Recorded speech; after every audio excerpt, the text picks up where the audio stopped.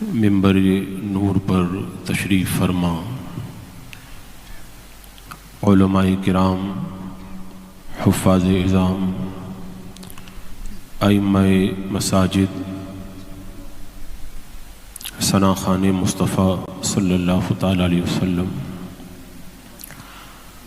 جملہ خوش عقیدہ حاضرین، السلام علیکم ورحمۃ اللہ وبرکاتہ۔ الحمدللہ رب العالمین، والصلاة والسلام على من كان نبيا وآدم بين الماء والطين، وعلى آله وأصحابه وأزواجه وأهل بيته أجمعين، أما بعد، فأعوذ بالله من الشيطان الرجيم، بسم اللہ الرحمن الرحیم۔ یا ایہا الذین آمنوا ادخلوا فی السلم کافہ ولا تتبعوا خطوات الشیطان انہ لکم عدو مبین۔ صدق اللہ مولانا العظیم وصدق رسولہ النبی الامین المتین الکریم، وَنَحْنُ عَلَى ذَلِكَ لَمِنَ الشَّاهِدِينَ وَالشَّاكِرِينَ وَالْحَمْدُ لِلَّهِ رَبِّ الْعَالَمِينَ۔ حصول برکت کے لیے آقا نامدار، مدینے کے تاجدار، شہنشاہ ذی وقار، نبی محترم، رحمت دو عالم، نور مجسم، ارواحنا فدا، محمد الرسول اللہ صلی اللہ تعالی علیہ وسلم کی پر نور بارگاہ میں جھوم کے درود و سلام کا ہدیہ پیش کر لیجئے۔ اللہم صلی علی سیدنا و شفیعنا و حبیبنا و مولانا محمد وبارک وسلم، صلاۃ و سلام علیک یا رسول اللہ صلی اللہ تعالی علیہ وسلم۔ اپنے بزرگوں کی محفلیں سجانا یہ اہل سنت و جماعت کے معمولات میں سے ہے، اور ان بزرگوں کی محفلوں کو سجانے سے ہمیں کیا فائدہ ہوتا ہے؟ نہ کتابوں سے، نہ واعظوں سے، نہ زر سے پیدا دین ہوتا ہے، ان بزرگوں کی نظر سے پیدا۔ ان اللہ والوں کی جب یاد منائی جاتی ہے، حضرت ابو علی دقاق رضی اللہ تعالی عنہ سے پوچھا گیا ان بزرگوں کی یاد منانے سے فائدہ کیا ہوتا ہے؟ فرمایا ان بزرگوں کی یاد منانے سے دل کے اندر قوت اور ہمت پیدا ہوتی ہے۔ حضرت سیدنا جنید بغدادی رضی اللہ تعالیٰ عنہ سے پوچھا گیا بار بار ان بزرگوں کا ذکر کرنے سے کیا ملتا ہے؟ فرمایا اللہ تبارک و تعالی ان پیاروں کے ذکر کی وجہ سے دل کے اندر استقامت عطا فرماتا ہے۔ حضرت امام ابو یوسف رضی اللہ تعالیٰ عنہ سے پوچھا گیا اگر اللہ والے نہ ملے، کسی دور میں اللہ کے ولی نہ ملے تو کیا کریں؟ فرمایا اگر اللہ والے تمہیں زمین پہ نظر نہ آئے تو اللہ والوں کا ذکر سننے سے بھی وہی فائدہ ہوا کرتا ہے۔ اللہ اکبر۔ اور ان بزرگوں کی جو بار بار یادیں منائی جاتی ہیں اس کا فائدہ میں آپ کو کیا بتاؤں؟ حضرات مکرم، ہم گنہگار و سیاکار اس لائق نہیں ہیں کہ خدا کی بارگاہ تک ہماری رسائی ہو سکے۔ حضرت علامہ شرف الدین یحییٰ منیری رحمۃ اللہ تعالی علیہ ارشاد فرماتے ہیں کہ اگر چونٹی مکۃ المکرمہ میں جانا چاہے، اگر چونٹی مدینہ منورہ میں جانا چاہے تو اپنی بساط کے مطابق وہ نہیں پہنچ سکتی، راستے میں ہلاک ہو جائے گی۔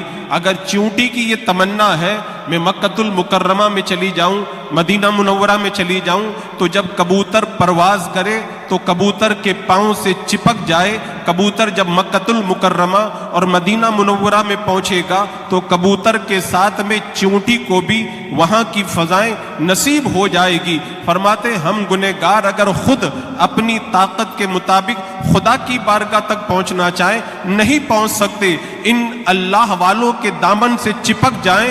یہ اللہ والے روحانی طور پر جب پرواز کریں گے اور خدا کی بارگاہ تک پہنچیں گے، ان کے قدموں کے صدقے میں ہمیں بھی پہنچنا نصیب ہو جائے گا۔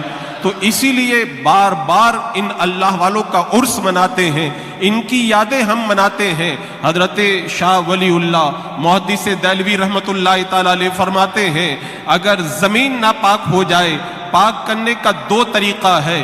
ایک طریقہ تو یہ ہے کہ اس زمین پر اتنا پانی بہا دیا جائے کہ ناپاکی بہہ کر کے ختم ہو جائے، اور دوسرا طریقہ یہ ہے کہ اس ناپاکی کے اوپر سورج کی گرمی اتنی زیادہ پڑ جائے کہ ناپاکی جل کر کے ختم ہو جائے۔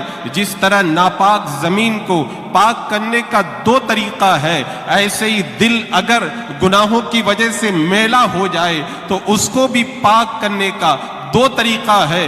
ایک طریقہ تو یہ ہے کہ اس میلے دل پر اللہ کا ذکر اتنا کیا جائے کہ ذکر کی گرمی سے سارا میل جل کر کے ختم ہو جائے اور دل پاک ہو جائے۔ اور دوسرا طریقہ یہ ہے اللہ والوں کی بارگاہ میں چلے جاؤ، اللہ کا ولی ایک نظر کرے گا، دل کا میل دھل جائے گا اور دل ستھرا ہو جائے گا۔ تو ان اللہ والوں کا ذکر ہم اس لیے کر رہے ہیں۔ آج حضور شہباز دکن رحمت اللہ تعالی علیہ کا عرس پاک ہم منا رہے ہیں، جن کا جینا بھی اللہ اس کے رسول کے لیے تھا اور جن کا مرنا بھی اللہ اور اس کے رسول کے لیے تھا۔ اگر میں اپنے مرشد حضور تاج الشریعہ کی زبان میں کہوں تو یوں کہوں گا، زندگی یہ نہیں ہے کسی کے لیے، زندگی ہے نبی کی، نبی کے لیے نا سمجھ مرتے ہیں، زندگی کے لیے جینا مرنا سب کچھ نبی کے لیے، داغ عشق نبی لے چلو قبر میں، ہے چراغ لحد روشنی کے لیے۔ ان بزرگوں نے اللہ اور اس کے رسول کی محبت میں اپنے آپ کو فنا کیا، وہ چلے گئے۔ آج ان کی یاد منانے کے لیے پورے ہندوستان سے اہل سنت و جماعت یہاں پر سمٹ کر کے آئے ہیں۔ حضرات مکرم، مجھے جو عنوان دیا گیا ہے اس عنوان کے حوالے سے میں کچھ باتیں آپ کے گوش گزار کروں گا۔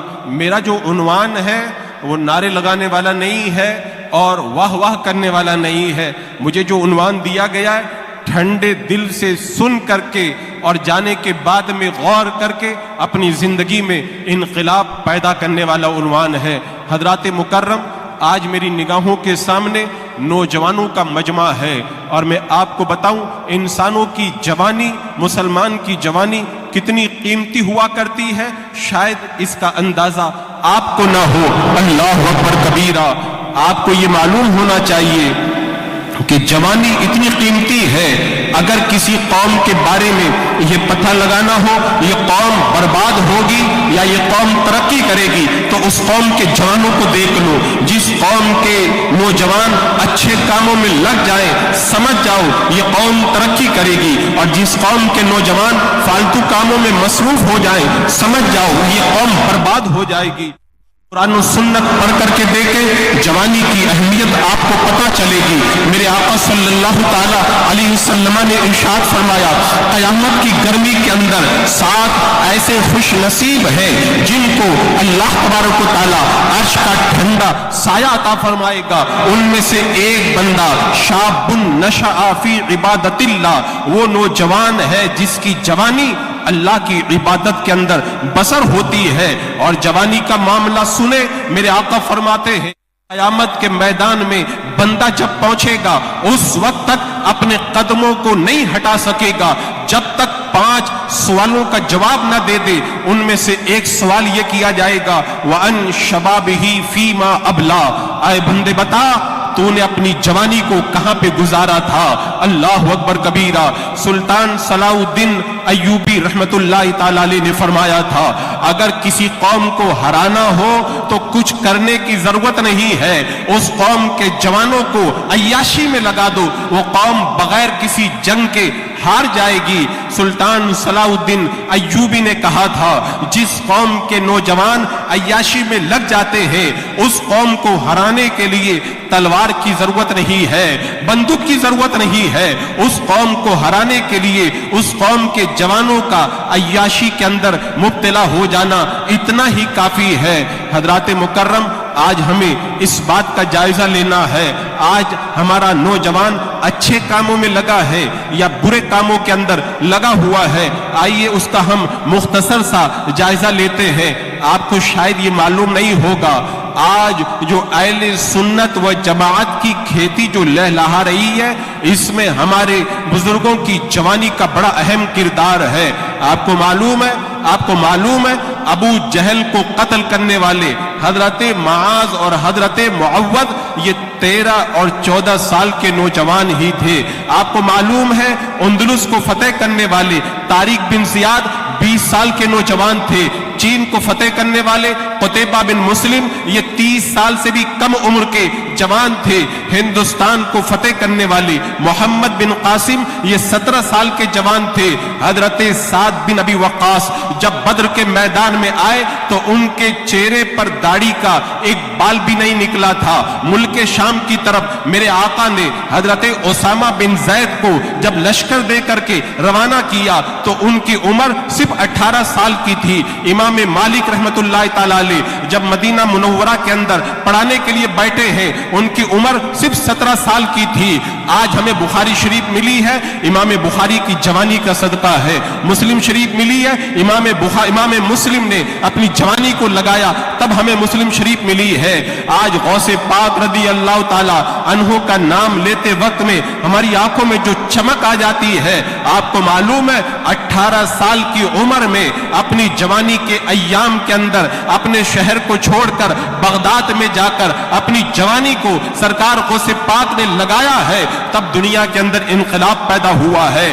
آج تفسیر کی کتابیں ہمارے بزرگوں کی جوانی کا صدقہ ہے، حدیث کی کتابیں ہمارے بزرگوں کی جوانی کا صدقہ ہے۔ پوری دنیا کے اندر اسلام کی جو روشنی نظر آ رہی ہے، یہ اسلام کی روشنی ہمیں جو ہے وہ سجا کر کے تھالی میں نہیں دی گئی ہے، ہمارے بزرگوں کی جوانی کا یہ صدقہ ہے۔ انہوں نے اپنے خون کی بوندوں سے ایک ایک اینٹ کو سرخ کفن پہنایا ہے، تب جا کر کے اسلام آج پوری دنیا کے اندر پھیلتا ہوا نظر آ رہا ہے۔ حضرات مکرم، آپ اپنی جوانی کا اندازہ لگائیں، آپ کی جوانی کتنی قیمتی ہے۔ میں آپ کو بتاؤں، آج ہمارا جو دشمن ہے یہود و نصارہ اور دشمنان اسلام، وہ ہمیں برباد کرنے کے لیے معلوم ہے کیا کر رہے ہیں؟ ان کا ٹارگٹ نوجوان لڑکے اور نوجوان لڑکیاں ہیں۔ آج دشمنان اسلام جو بھی پلاننگ کرتے ہمارے نوجوانوں کے خلاف پلاننگ کرتے ہیں۔ میں اس کے لیے کچھ مثالیں دے کر کے آپ کو بتاتا ہوں۔ جب سلطان صلاح الدین ایوبی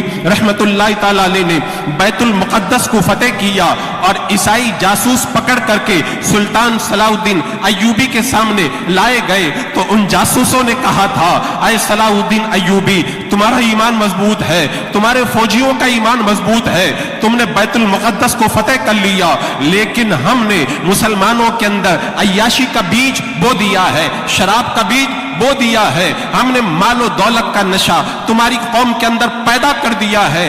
آنے والے زمانے کے اندر کسی ماں کی کوکھ سے کوئی صلاح الدین ایوبی نہیں پیدا ہوگا، کوئی نور الدین زنگی نہیں پیدا ہوگا۔ تبھی سلطان صلاح الدین ایوبی نے کہا تھا، میری نگاہیں دیکھ رہی ہے آنے والے دور کے اندر کسی علاقے کے اندر مسلمان تو ہوں گے لیکن وہاں پہ مسجدیں کم ہوں گی، عیاشی کے اڈے زیادہ ہوں گے۔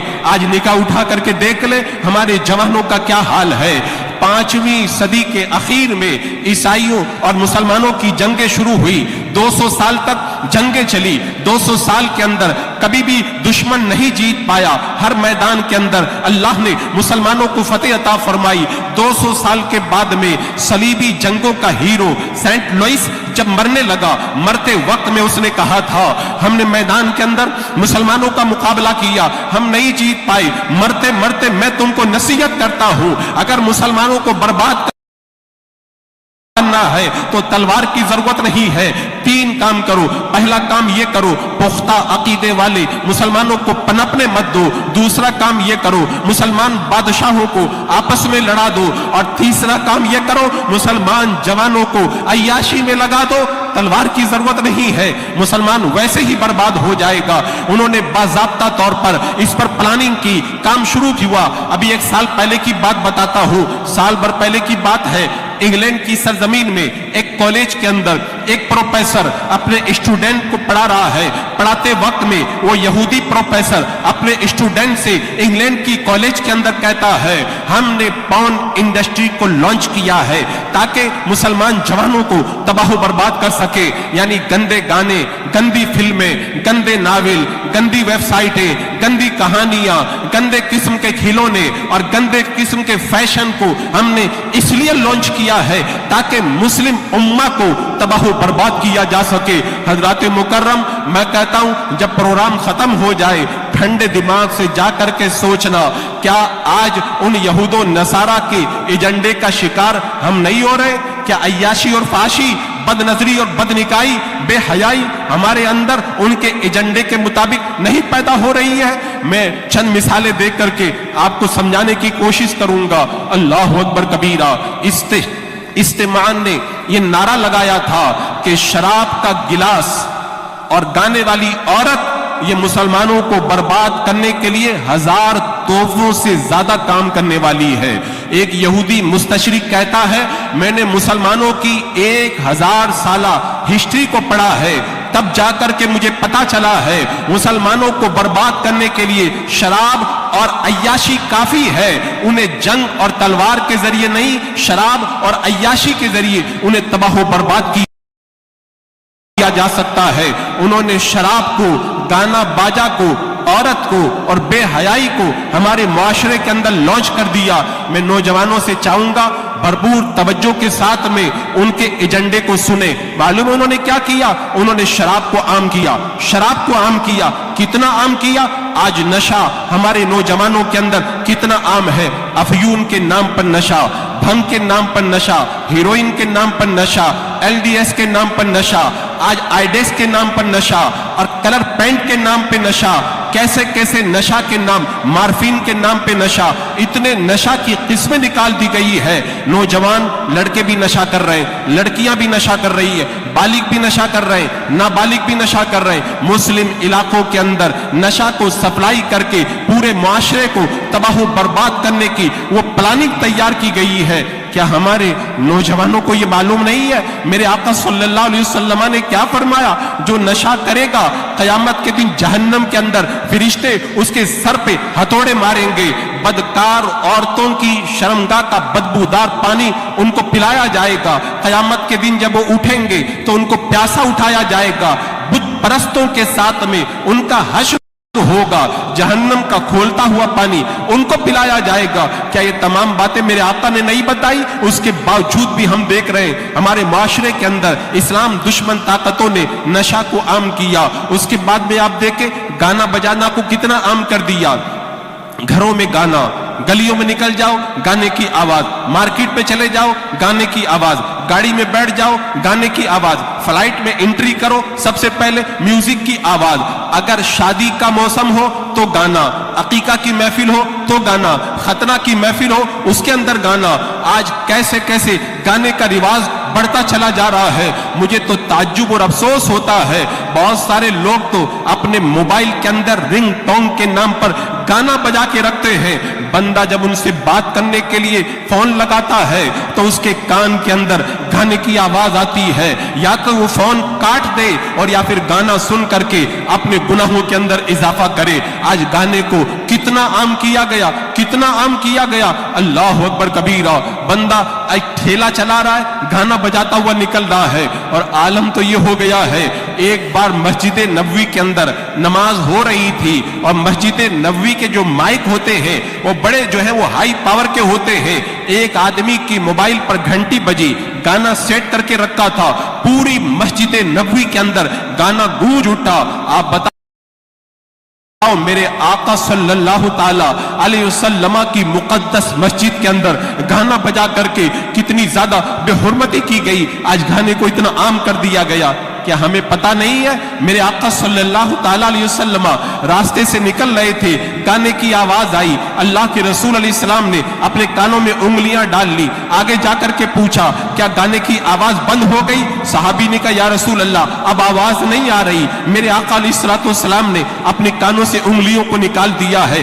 آج وہی قوم گانا سن رہی ہے جس کے نبی نے فرمایا تھا جو گانا سنے گا کل قیامت کے دن اس کے کان کے اندر سیسا پگھلا کر کے ڈالا جائے گا. اور اس کے بعد میں آپ دیکھیں عورتوں کو عام کیا گیا, بے حیائی کو عام کیا گیا. آپ گھر سے باہر نکل جائیں سامنے آپ کو بے حیا عورت نظر آئے گی, مارکیٹ میں چلے جائیں گے عورت نظر آئے گی, دکان پہ خریدنے کے لیے جائیں بیچنے والی وہاں پر بھی عورت نظر آئے گی, آپ فلائٹ پہ چلے جائیں گے وہاں پر آپ کی نظر عورت پہ پڑتی ہوئی نظر آئے گی. عورت کو کتنا عام کیا گیا, صابن لینے جائیں گے عورت کی تصویر, سامان خریدنے جائیں گے عورت کی تصویر. یہ بے حیائی کا پورا ننگا ناچ مسلم قوم کو, نوجوانوں کو تباہ و برباد کرنے کے لیے باضابطہ طور پر لانچ کیا گیا ہے. اور اگر کوئی عورت کے دام میں گرفتار نہ ہو تو عورت کو بیوٹی پارلر کے اندر سوارا گیا, اونچے چپل پہنا کر کے سوارا گیا, میک اپ کر کے سوارا گیا, اس کے کپڑوں کو ہاف کر کے عیاشی کی دعوت دی.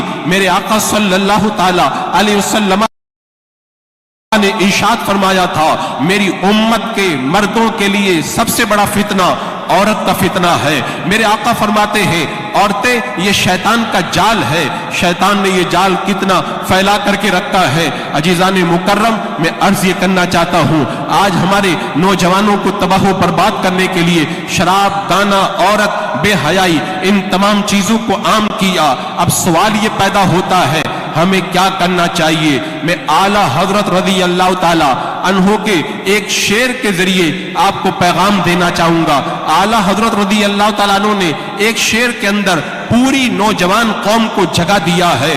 اعلیٰ حضرت فرماتے ہیں دل لوح میں کھونا تجھے, شب صبح تک سونا تجھے, شرم نبی خوف خدا یہ بھی نہیں وہ بھی نہیں. اعلیٰ حضرت نے فرما دیا اگر تمہیں دشمن کے چنگل سے نکلنا ہے اور دشمن کے چنگل سے آزاد ہونا ہے تو دو کام کرنا ہوگا. پہلا کام خوف خدا, دوسرا کام شرم نبی. اگر خوف خدا اور شرم نبی تمہارے دل میں پیدا ہو گیا دشمن کے سارے منصوبے فیل ہو جائیں گے اور قوم مسلم آباد ہو جائے گی. خوف خدا معلوم ہے کیسے پیدا ہوگا؟ ایک حبشی ہے میرے آقا صلی اللہ تعالی علیہ وسلم کی بارگاہ میں آتے ہیں, عرض کرتے ہیں یا رسول اللہ مجھ سے گناہ ہو گیا. میرے آقا نے فرمایا توبہ کرو اللہ معاف فرما دے گا. انہوں نے عرض کی یا رسول اللہ آپ یہ بتائیں جب میں نے گناہ کیا تو کیا میرے مولا نے میرے گناہ کو دیکھ لیا؟ میرے آقا نے فرمایا ہاں جب تم نے گناہ کیا تو مولا نے تمہارے گناہ کو دیکھا. اس حبشی نے جب یہ سنا فوراً ان کی روح نکلی اور زمین پر گر گئے. کیوں؟ جب ان کے دل میں یہ خیال پیدا ہوا میں نے اللہ کی نافرمانی کی اور میرے مولا نے مجھے نافرمانی کرتے ہوئے دیکھ لیا تو وہ اپنے آپ کی جان کو بچا نہ پائے. یہ ہوتا ہے خوف خدا.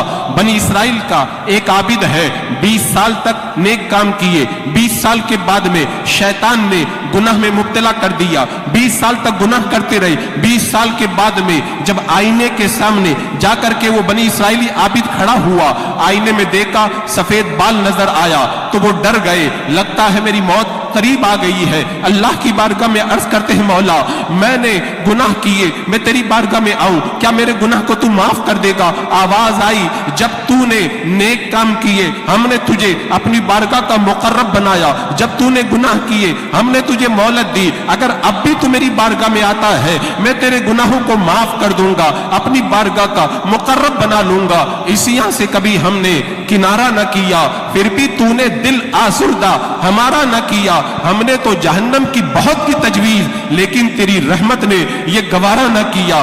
بندے کے دل کے اندر جب خوف خدا پیدا ہو جائے تو اعلیٰ حضرت سرکار نے بتا دیا بندہ گناہ خود بخود چھوڑ دیتا ہے. حضرت عبداللہ ابن عباس رضی اللہ تعالیٰ عنہ فرماتے ہیں بند کمرے کے اندر بندہ جب گناہ کرتا ہے اور پردہ ہوا کے جھونکے سے اڑ جاتا ہے بندہ ڈر جاتا ہے مجھے کسی نے دیکھ تو نہیں لیا, اور وہی بندہ جب گناہ کرتا ہے تو نہیں ڈرتا ہے کہ میرا مولا مجھے دیکھ رہا ہے. حضرات مکرم میرے آقا نے کیا فرمایا تھا؟ اے علی پہلی نظر معاف ہے, پہلی نظر معاف ہے، دوبارہ مت دیکھنا، دوبارہ دیکھے گو تو پھر معاف نہیں کرے گا مولا۔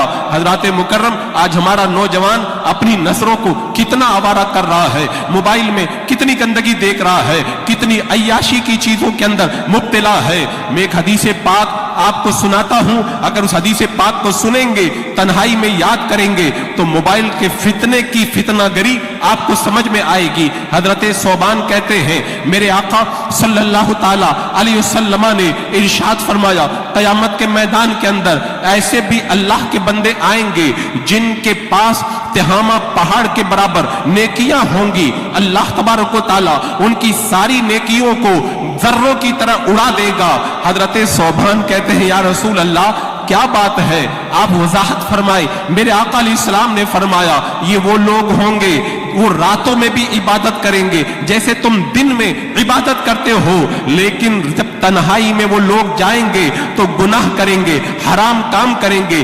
ایسے لوگ جب قیامت کے دن رب کی بارگاہ میں آئیں گے، اللہ ان کے سارے اعمال کو برباد کر دے گا۔ اپنے دل پہ ہاتھ رکھ کر کے بتاؤ، ہم نے نمازیں پڑھی، روزے رکھ کے حج و زکات دیا، صدقہ دیا، لیکن تنہائی کے اندر موبائل دیکھ کر کے ہم نے گناہ کیے، قیامت کے میدان میں جب پہنچیں گے ہمارے سارے اعمال تباہ و برباد کر دیے جائیں گے۔ اسے معمولی نہ سمجھو، معمولی نہ سمجھو۔ ایک حدیث قدسی ہے، امام غزالی اس کو کوڈ کرتے ہیں۔ امام غزالی فرماتے ہیں اللہ تبارک و تعالیٰ کا یہ ارشاد ہے، اے آدم کے بیٹے تو حرام چیزوں کو مت دیکھنا، اگر تو حرام چیزوں کو دیکھے گا تو جب قبر میں جائے گا کیڑے جب کھانے کی شروعات کریں گے تو سب سے پہلے تیری آنکھوں سے کھانے کی شروعات کریں گے۔ حضرات مکرم، مرنا آپ کو بھی ہے، مرنا مجھے بھی ہے۔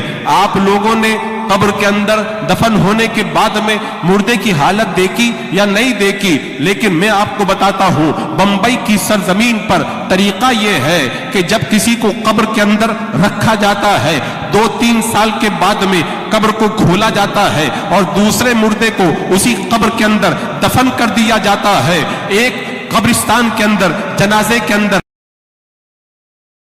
جانے کا مجھے اتفاق ہوا، جب قبر تیار ہو گئی اور قبر کے اندر مردے کو لٹانے لگے، کسی نے میرے کان کے اندر آ کر کے کہا یہ وہی قبر ہے جس قبر کے اندر 2 سال پہلے اس کی بہن کو دفن کیا گیا تھا، آج بھائی کو دفن کیا جا رہا ہے۔ جب قبر کے اندر میں نے جھانک کر کے دیکھا تو قبر میں جس عورت کو دفن کیا گیا تھا وہ عورت نہیں تھی، 2-3 ہڈیاں صرف بچ گئی تھی۔ تو میرا رب فرماتا آدم کے بیٹے جن چیزوں کو میں نے حرام کیا ہے ان چیزوں کو مت دیکھنا، تو جب قبر میں جائے گا اور کیڑے کھانے کی شروعات کریں گے تو سب سے پہلے تیری آنکھ سے شروعات کریں گے۔ حضرت ابو بکر قطانی فرماتے ہیں میرے دوست کا جب انتقال ہوا میں نے اس کو مرنے کے بعد میں خواب میں دیکھا تو میں نے پوچھا کہ بتا اللہ تبارک و تعالیٰ نے تیرے ساتھ میں کیا معاملہ کیا؟ اس نے کہا کہ اللہ کی بارگاہ میں جب میری پیشی ہوئی رب نے فرمایا اے بوڑھے تو نے یہ گناہ کیا؟ میں نے کہا مولا کیا۔ کہا بوڑھے تو نے یہ گناہ کیا؟ کہا مولا میں نے کیا۔ کہا بوڑھے تو نے یہ گناہ کیا؟ کہا مولا میں نے کیا۔ آخر میں رب نے ایک گناہ کا ذکر کیا، مجھے ہاں کہتے ہوئے شرم آ گئی، میں چپ ہو گیا۔ 3 سال تک رب کی بارگاہ میں کھڑے رہا، 3 سال کے بعد میں میرے رب کو رحم آیا، اللہ نے مجھے معاف کر دیا۔ حضرت ابو بکر قطانی کہتے ہیں ایسا کون سا گناہ تو نے کیا 3 سال تک تو اللہ کی بارگاہ میں کھڑے رہا اور ہاں بھی نہ کہہ سکا؟ کہنے لگے رب نے فرمایا بوڑھے تو نے ایک بار خوبصورت بچے کو بری نظر سے دیکھا تھا تو مجھے شرم آ گئی، میں ہاں نہ کہہ سکا۔ اپنے دل پہ ہاتھ رکھ کر کے بتاؤ اگر ساری زندگی کے اندر ایک بار بھی کسی خوبصورت لڑکے کو کسی نے بری نظر سے دیکھ لیا، اللہ کی بارگاہ میں ہاں کہنے کے لیے 3 سال تک کھڑے رہنا پڑا۔ جو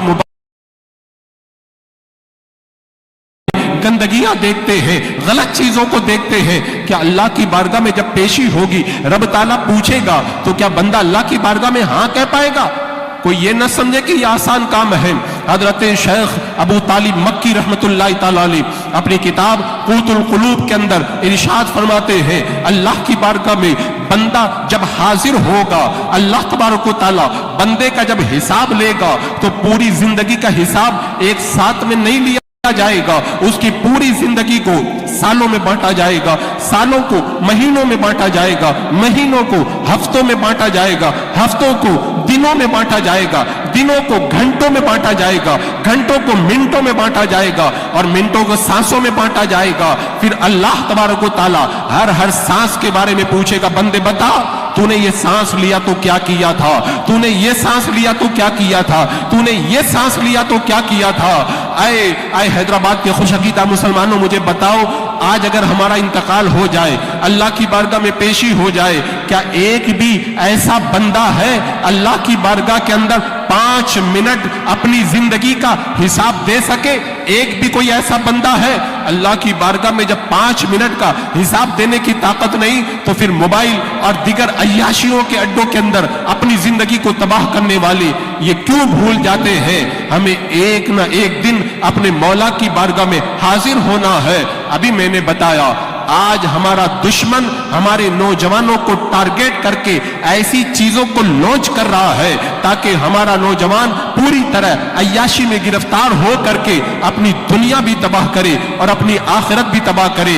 आला हजरत ने सही फरमाया था, दिल लहू में खैना खोना तुझे, शब सुबह तक सोना तुझे, शर्म नबी खौफे खुदा ये भी नहीं वो भी नहीं। आज हमारे अंदर खौफे खुदा नहीं और शर्म नबी भी नहीं है। शर्म नबी आप समझ रहे हैं? एक हदीस पाक बताता हूं, अगर वो हदीस पाक समझ जाओगे तो शर्म नबी आपको समझ में आएगा।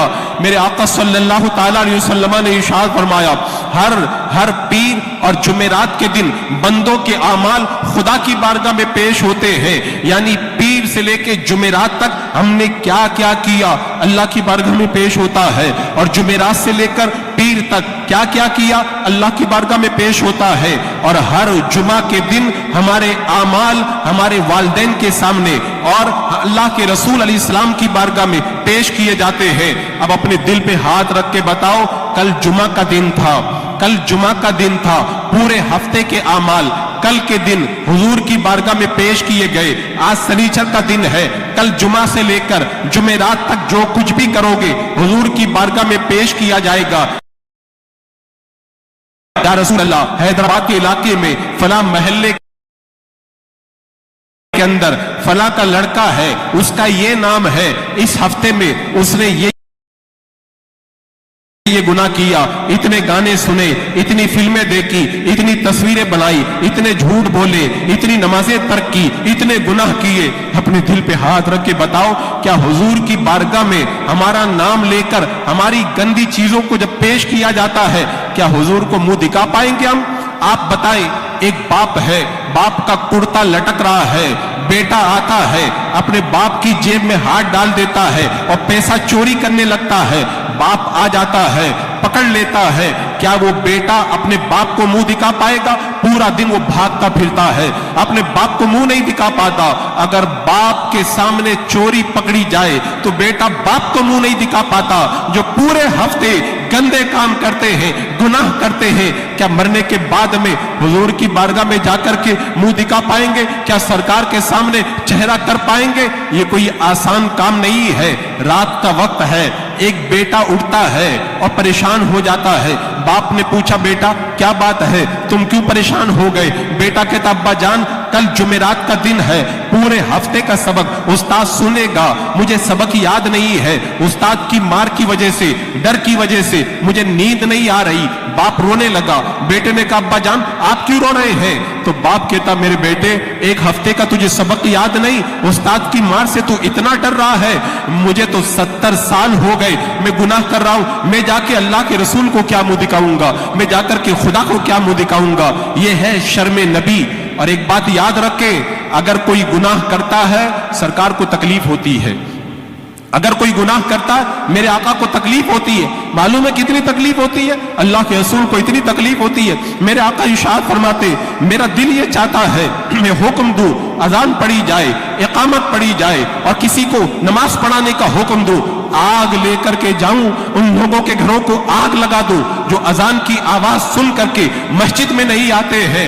आप मुझे बताएं, मेरे आका फरमाते बेनमाजियों के घरों को मैं जाकर के आग लगा दूं। अगर आप नमाज नहीं पढ़ते कब्र में जाएंगे, क्या सरकार आपसे राजी होंगे? گے؟ میرے آقا تو فرماتے بے نمازیوں کے گھروں کو آگ لگا دو۔ کیا ہم بے نمازی بن کر کے حضور کو جا کر کے منہ دکھا پائیں گے؟ بتاؤ آج کے بعد میں پختہ وعدہ کرو کہ آج کے بعد میں ہم ایسا چہرہ لے کر کے حضور کی بارگاہ میں جائیں گے کہ حضور ہم سے ناراض نہ ہو۔ اور اس کا طریقہ یہ ہے کہ نمازوں کی پابندی کی جائے۔ سب لوگ نمازوں کی پابندی کریں گے؟ کون کون پابندی کرے گا؟ انشاءاللہ اگر سب لوگ نماز کے پابند بن گئے تو ان سے مجھے بھی سمجھ جاؤ کہ پوری طریقے سے کامیاب ہو گیا ہے۔ اور حضور شہباد دکن اپنی قبر کے اندر آپ لوگوں سے خوش ہو گئے اور اپنے شہزادوں سے بھی خوش ہو گئے ہیں۔ حضرات مکرم، حضور کو ناراض کرنا کتنی بڑی بات ہے، کتنی بڑی بات ہمیں بتاؤں۔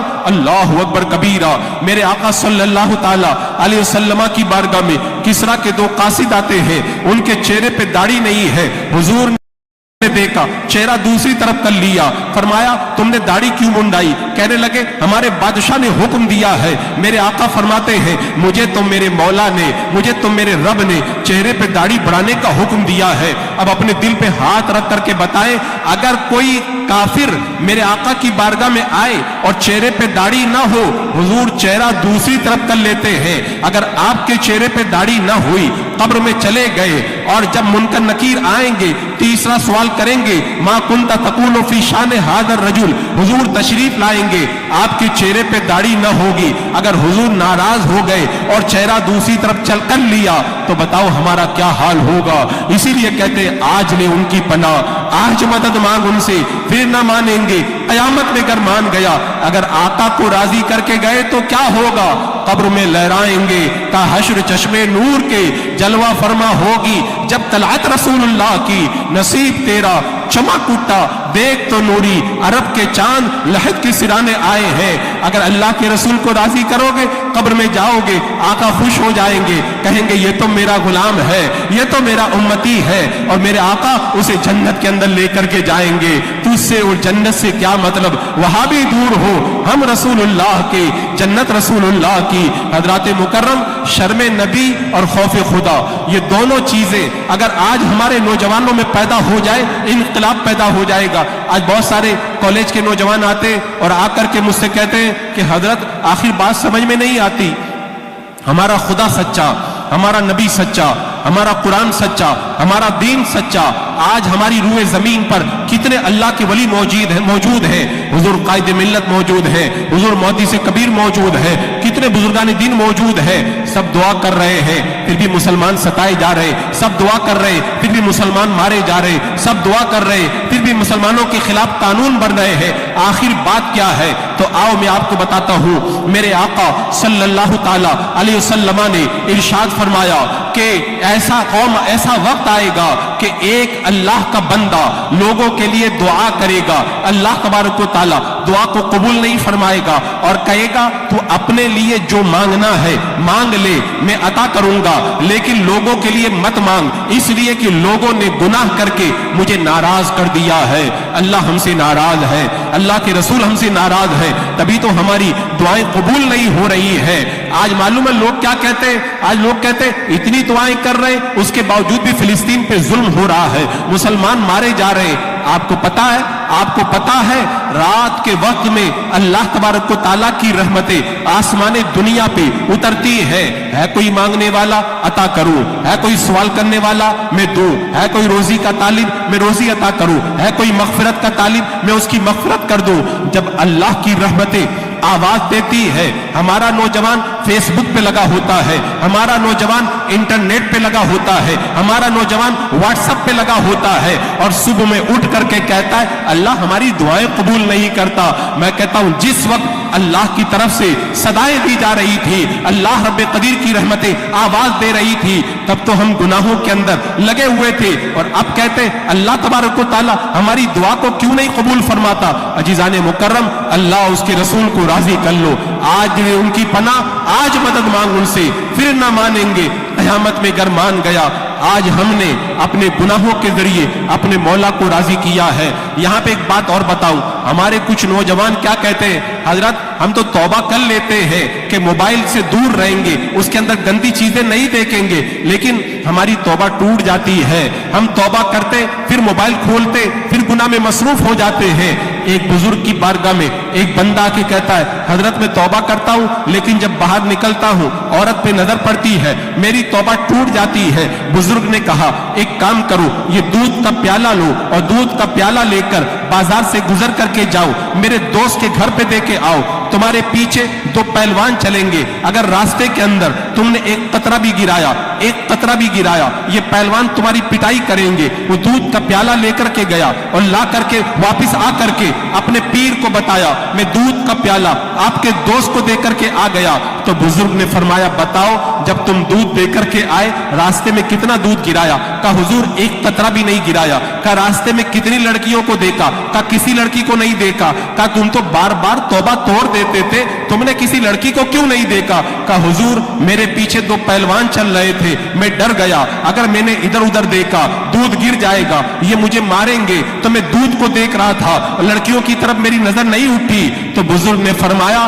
جب پہلوانوں کا ڈر ہو تو تمہاری نظر کسی غیر کی طرف نہیں اٹھتی، تو اگر تمہارے دل میں خدا کا خوف پیدا ہو جائے تو تمہاری نظر غیر کی طرف کیسے اڑ جائے گی؟ نوجوان نے کہا حضور اب مجھے بات سمجھ میں آ گئی ہے، لہذا اللہ تبارک و تعالیٰ نے کان دیے، کان پہ پردہ نہیں دیا، اللہ تبارک و تعالیٰ نے ناک دی، ناک پہ پردہ نہیں دیا، ہاتھ دیے، ہاتھ پہ پردہ نہیں دیا، پاؤں دیے، پاؤں پہ پردہ نہیں دیا، لیکن اللہ نے جب آنکھیں عطا کی تو آنکھوں کے اوپر ایسا پردہ لٹکا دیا کہ ایک سیکنڈ سے کم وقت کے اندر آنکھ پلک جھپکتی ہے، آنکھ بند ہو جاتی ہے۔ کیوں؟ تاکہ قیامت کے میدان میں اگر بندہ کہہ دیتا مولا میں تو اپنی نگاہوں کو بچا رہا تھا، میری نظر غیر پر پڑ گئی اور آنکھ بند کرتے کرتے مجھے ٹائم لگ گیا، تو اللہ نے ایسا پردہ دے دیا کہ ٹائم لگتا ہی نہیں ہے،